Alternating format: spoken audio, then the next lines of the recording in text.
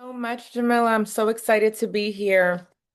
And thank you to everyone who has taken the time out to hear about philanthropy. And so I'm excited to get started. And so, like the subject of this session, I want to cover exactly everything that it says in the description. I want to talk about what is sports philanthropy. I want to talk about what it's not. And for anyone here who is working with an athlete or wants to be able to support athletes as they kind of explore philanthropy, let's talk about how to design programs, and then I'd love to leave the majority of this session's time to any questions. And so thank you, Jamila, for the amazing introduction. I won't add on to that, but yes, everything that she says was correct. And I personally didn't win the NFLPA award, but my clients, my clients have. And so I think what's amazing about the work that we do is we don't do it for awards, but when we see a client win the NFLPA award, or like one of our clients has won the Atlanta Falcons club nominee for the Man of the Year award, when we're a part of a process that yields these kind of results, um, we feel like it speaks to the way that we approach athlete giving and the teams that we work with. And so, we've worked with athletes out of the NFL, WNBA, NCAA, specifically football. But my background and my team, we pride ourselves on having a background in community. So all of us have come up through the community sector, and all of us have experience working in the grassroots level. And so that allows us and allows me to speak to you today about, how to do philanthropy well. And so let's address the question, what is philanthropy? So before we even talk about sports, what is philanthropy? And so the definition is the act of giving time, talent, or resources to improve the well-being of others and strengthen communities.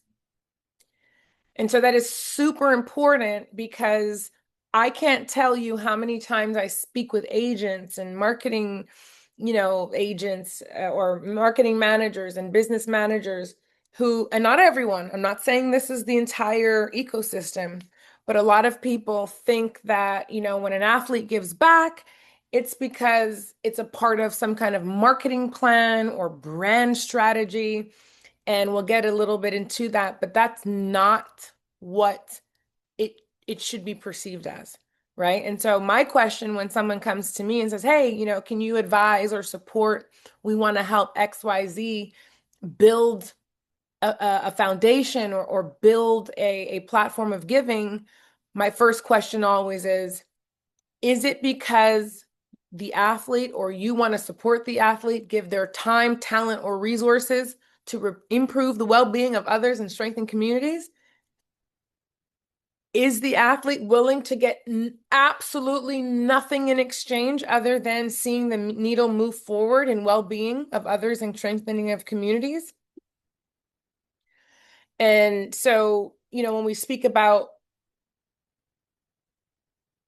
sports philanthropy, the only real difference I can say in the industry and how we perceive it, experts in this space, is, well, it's philanthropy in the way that it is, but the sports piece leverages the athletic or the sports community to be able to achieve the objectives of philanthropy, right? So when we think about the power of sports, we all know that here, from junior league to, high school to college, all the way to the pros, sports has this phenomenal ability to mobilize communities, right? When you go to a Georgia game and you look around and you see all the people in the stadium, and, half are wearing one jersey, half is wearing the opposing team's jersey. People come and they're committed, and they love their sport. They love their team. They love their players on their teams. Um, Even when you think of high school athletes, right? When you think about a star player at a high school, they have respect amongst their peers. They have respect amongst even, staff, right? I mean, being a teacher in a school and you look at talent of a student athlete and you think, wow, they're balancing out their work on and off the field, at home, in the classroom. There's this awe. And so when we think about sports philanthropy, it's about leveraging that to be able to achieve the objectives of general philanthropy. And so I always say when we're speaking about an athlete, we want to think about athletes using their platform to serve, aligning their personal values with real needs, moving beyond one-off events, and we'll talk about that a little bit, and also creating programs with intention and follow through, right? So generally, when you think of Men of the Year or even sports teams foundations or student athlete, programs, the ones that we remember are the ones that are long-standing, rooted in true impact, and have a follow through. And so when we think about what we want athletes or those that support athletes in giving, and I know today we're really focusing in on the student athlete, as people supporting an athlete or a family who wants to give back, who wants to, make a difference, things that I think should be grounding kind of principles. It should never be transactional, right? We'll talk about the great things that come with giving, right? There are phenomenal benefits, but as we are setting out, it should never be transactional. We're giving because we care. Again, exposure, we'll talk about that in a second, but that shouldn't be the goal because authenticity builds trust and credibility. And communities feel intention immediately. And when I say communities, I don't just mean the people that we're serving through our initiative or our event or our camp or our fund. I mean the people that eventually one day down the line will write you a $10,000 check for that student athletes initiative or that student athletes foundation or that student athletes camp, right? Those folks, donors, sponsors, supporters, they get requests day in and day out. They are more experienced than we often give them credit for when we're thinking about how do I get their support. They've seen stuff. So when you approach a corporate sponsor or a donor and you have your pitch deck and you want support for your initiative, they want to see, is this authentic? You know what I mean? Like, is this real? Who's showing up to the events? Who's involved in the planning? And so I know I spent the first 10 minutes talking about, what philanthropy is and talking about kind of like what not to do and how not to see it. And I think when I approach it that way to some people, it's kind of like off-putting because it's like, well, I thought there were so many benefits to doing this as well to support the athlete. And there are, but I always like to make clear the benefits are secondary. And the benefits are things that shouldn't be the reason we start. But what are the benefits when we do care and we are intentional and we are aligned? Well, positive media and press coverage, right? We talk about NIL. We talk about, a student athlete and their profile as they get prepared to look to move on beyond the high school setting, or even life after sports, right? Not every student athlete is going to, get an NIL deal, go into a portal and hit it to the big leagues. Some are going to want to make impact off the field post athletic career. And so positive media press and coverage is amazing. Stronger partnerships and relationships. When you show up intentional and you're really focused and the athlete is really focused and they can really speak to what the causes that they care about are, there's opportunities to build partnerships and relationships, increase trust and brand credibility. Benefits follow impact. not the other way around. And I will also say one benefit that's here as well, especially as we talk about student athletes, civic engagement is a phenomenal launch pad to strong leadership skills. It strengthens the CV, it strengthens college applications. So we can look at it like, oh, philanthropy and foundation work, but at the very least, an athlete who shows up and wants to drive attention or resources or a solution to an issue or a problem, um, they're building skill sets that can definitely help them as they proceed in life and pursue different career paths. Um, I think I pushed heavily what sports philanthropy is not, but I'm happy to continue to drive home on that. So it's not a photo op or a one-day giveaway. It's not about being a savior. It's not performative or rushed, and it's not effective without planning and follow through. So this is a little bit of, tips of the trade. And I'm not just saying this because it feels right. I'm saying it because I've seen what happens when athletes approach sports philanthropy this way, or not even just the athlete, people surrounding them, right? Who just treat it like a checklist. And so then, if we do have a student athlete who is interested in pursuing the philanthropic approach,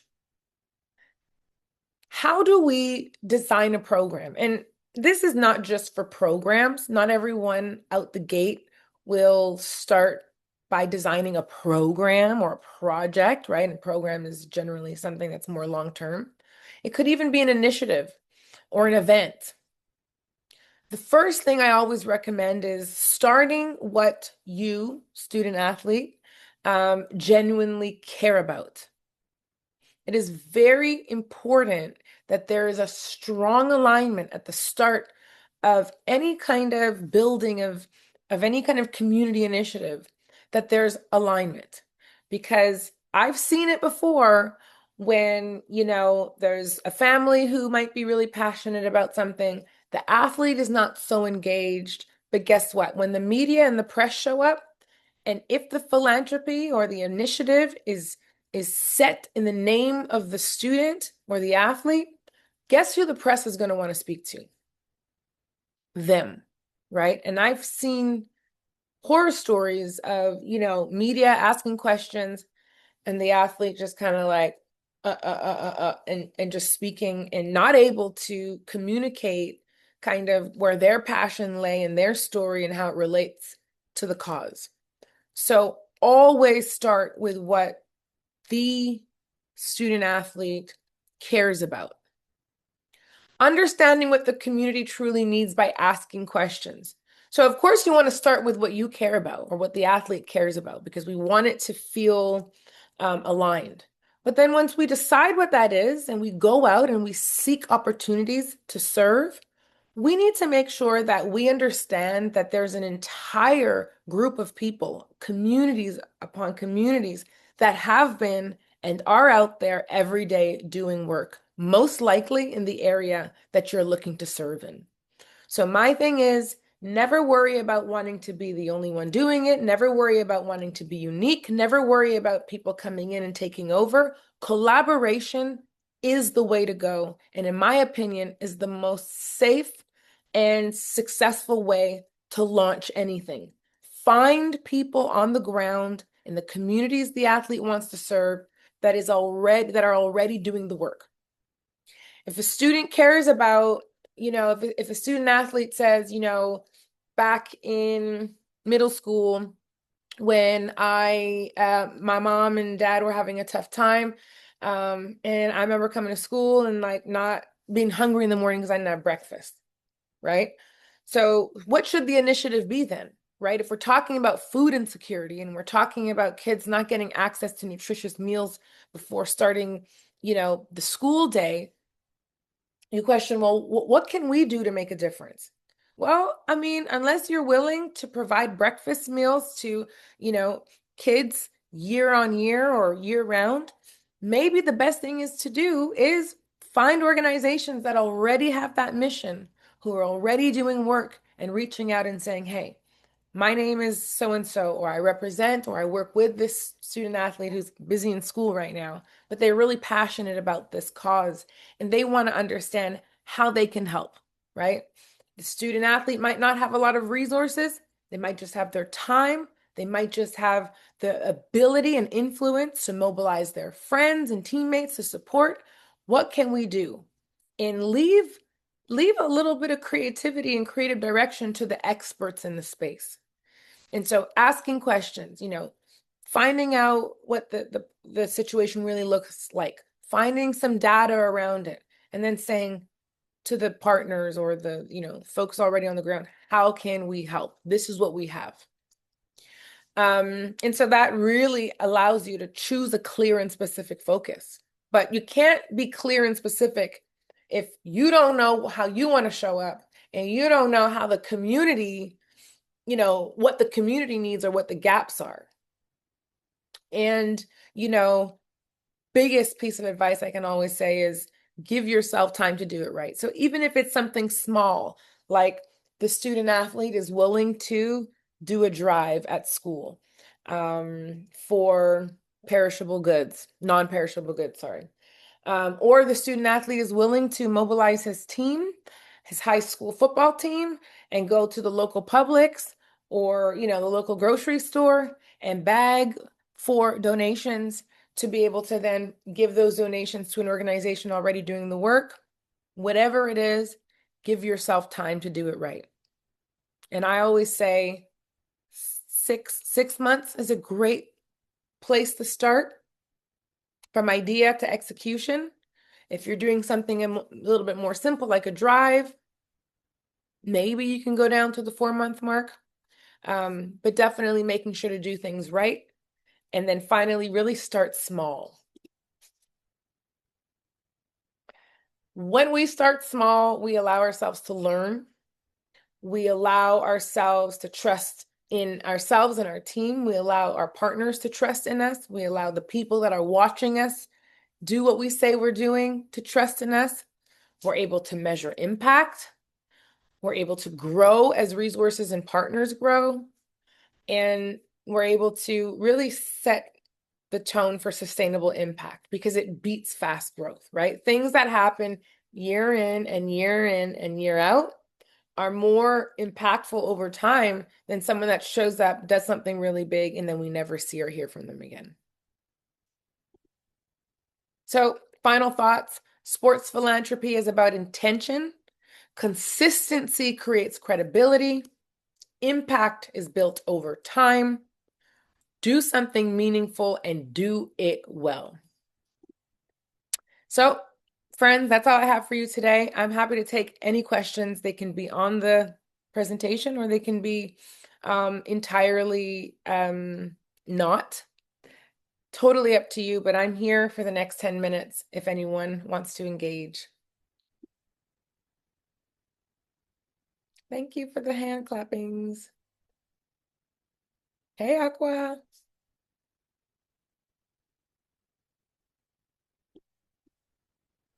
Oh, Tanisha, did you explain how did you get into sport? Like how did you narrow it down to this?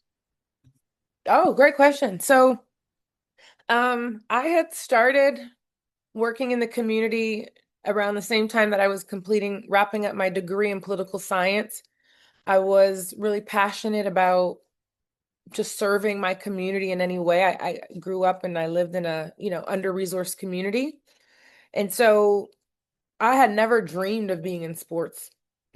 I was always about how can I help capacity? How can I support organizations who are really passionate and doing great work? How can I help them get the resources they need to keep going?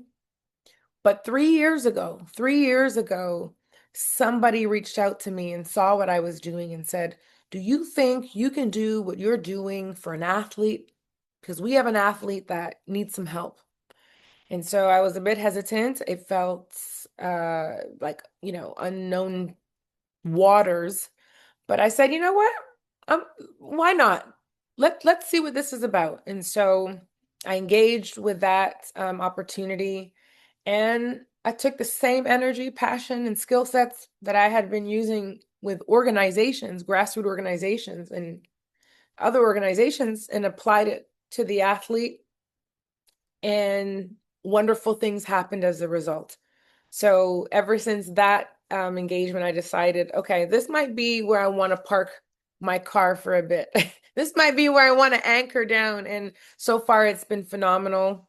Um, and I think, again, the awards are not why anyone should do anything, but when you work, when you do this work, and then you see like, oh, NFL PA Community Award and like Man of the Year nomination, it's like, okay, like we're doing something right. People can see that we're doing great work, and it's really rewarding. So that's really been helpful in just helping me to continue to dive into this space and serve. I have just a question. Hi, Tish. Very great presentation. Thanks, I Gina. am speaking a little bit later if you hang tight at 2 o'clock. So I'll introduce myself formally, but I do run a girls basketball program. And I think one of the things that you mentioned in terms of the grassroots and how you've taken that kind of foundation to use your create a platform that helps like the professional athletes, but dialing back to the grassroots, um, it's very challenging to get funding. I also work for a corporate company, and it's like they'll give to a million different things we have in our database to give to, but because if it's a sports program only, it's really tough to just they like a lot of corporations don't touch just like a sports thing. What are your what are your suggestions in terms of getting either corporate or small business sponsorships for grassroots, number one? And then the second question for that, in this financial landscape, have you found it more challenging for those type of for just any donors to contribute to sports? Oh, great question. And as it pertains to grassroots, I'll say this. It's for me, it has always been about building relationships and playing the real long game. And I'll tell you, even for some of the athletes that I work with, and I I don't know, foolishly thought that maybe it'd be easier to fundraise for someone that signs an $88 million contract over 4 years. No, it's harder because people will be looking at you like, why do you need my money? Right? We're you good, like, we can use your money over here. And so um in both those really extreme situations, like really grassroots, really niche, something like sports, to your point, Gina, where it's like, well, you know, schools should be funding it, or, the kids should be going out and fundraising. It's not so super impactful, I guess, in some ways when people want to support things like, you know, economic development, or, other areas. um, I think it's really about prospecting. So really sitting down and thinking outside the box. And if this is like name storming with a team, with a board, with parents, with the community, and thinking, okay, who has any kind of interest or stake in what we've got going on here, whether it be the basketball team, or whether it be, a food insecurity initiative.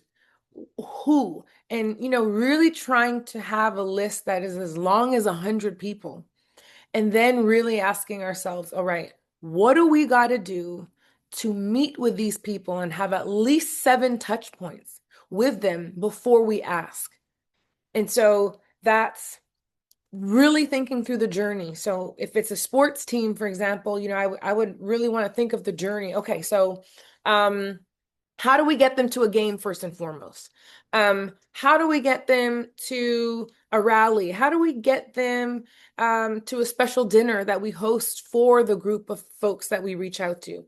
How do we get one-on-one relationships with them? How do we have one-on-one meetings how do we support what they've got going on too? And, at the end of the day, behind these decisions are people. They're just folks that run a position. So how do I build a relationship with that person? And from there, then coming in with the ask.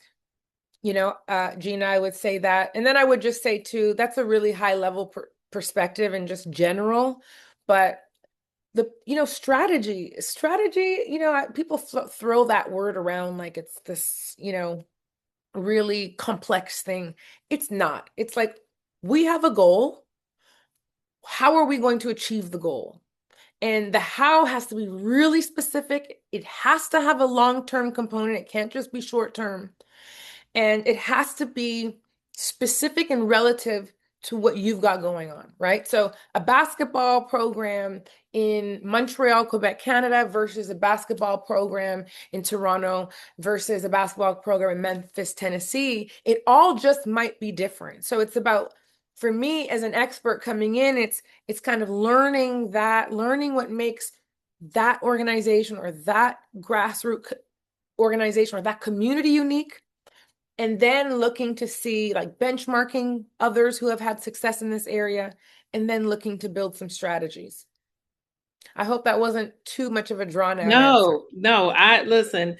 For everyone, I will just say, like, this is free, right? This is free game. So, Jamila, thank you. I'm soaking it all in, and I like that you mentioned that. And you also identified that, especially like our program is established by a veteran NBA player. Well, he was in the NBA. So then we have that. Then people have that connotation. Oh, they got the money, and it's like, no, he's given tons of money, to support.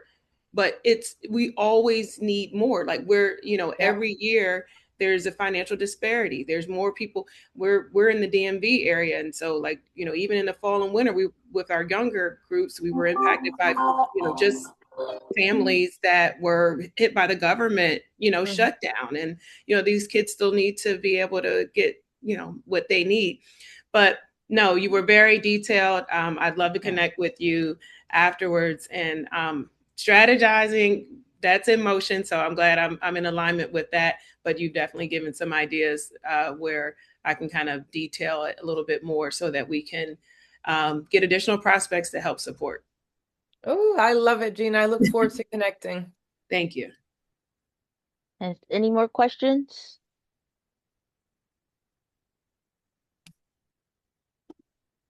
And I look forward to tuning in at 2 as well, Gina.